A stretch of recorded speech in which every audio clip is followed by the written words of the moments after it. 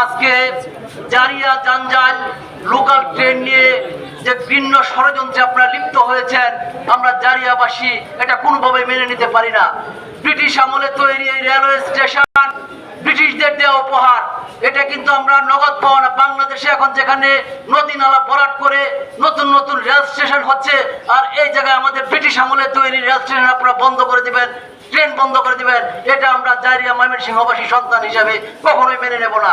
আমি রেলওয়ের মহাপরিচালক আফজাল হোসেন মহোদয়কে সবিনয়ে বলতে চাই, আজকে একটি দুষ্কৃতিকারী মহল আজকে জারিয়া লোকাল ট্রেন বন্ধের মাধ্যম দিয়ে আমাদের এই যে গৌরীপুর রোডে যত লোকাল ট্রেন ছিল তার সলিল সমাধি কিন্তু তারা করে দিয়েছে। আজকে প্রথমে তারা ইশাকা ট্রেন বন্ধ করেছে, তারপর মোহাম্মদ লোকাল গোলা বন্ধ করেছে, সর্বশেষ জারিয়া লোকাল বন্ধ করেছে।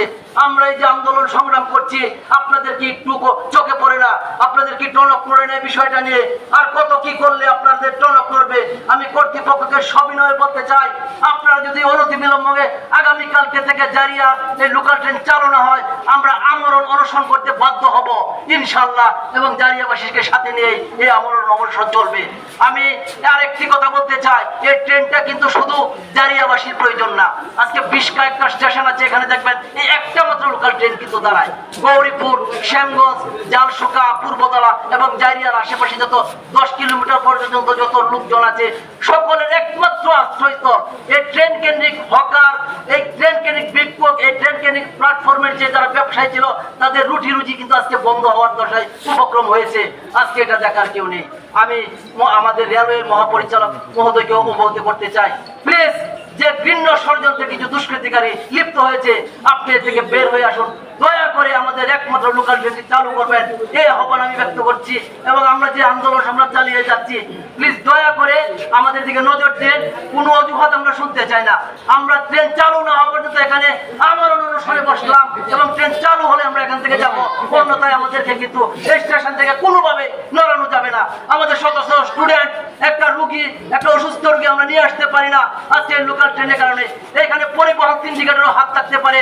আজকে যখন আপনার এই ট্রেন বন্ধ, সিএনজি ভাড়া 40 টাকাটা 100 টাকা, বাস ভাড়া 20 টাকাটা 100 টাকা, কারণ কি? এর পিছনে কে যায় এটা খুঁজে বের করতে হবে এবং তাদেরকে আইনের আওতায় আনতে হবে। আজকে 5 আগস্টের পরে যখন জারিয়া লোকাল ট্রেনে 3-4 বার ডাকাতি হয়, যেটা বাংলাদেশে কোনো ট্রেনে হয় না, এটা একটা সূক্ষ্ম ষড়যন্ত্র মনে হচ্ছে এখন। এই ষড়যন্ত্রের মাধ্যমে তারা কর্তৃপক্ষকে বুঝিয়েছে যে জারিয়া লোকাল ট্রেনে ডাকাতি হয়, এই ট্রেন বন্ধ করে দেওয়াটাই মনে হয় ভালো হবে। কিন্তু এটা ছিল একটা সূক্ষ্ম ষড়যন্ত্র।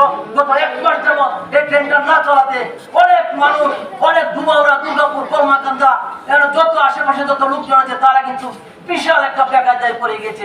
অনেক স্টুডেন্ট আছে আনন্দ অনেক ক্লাস করে এখানে জারিয়া স্টেশনে এসে তারা কিন্তু ক্লাস করে আবার বিকালে ট্রেনে তারা এলাকায় চলে যায়। আজকে কিন্তু তারা ক্লাস করতে পারছে না, তারা কিন্তু মানসিক থাকতে পারছে না। এর উত্তরণের পথ কি?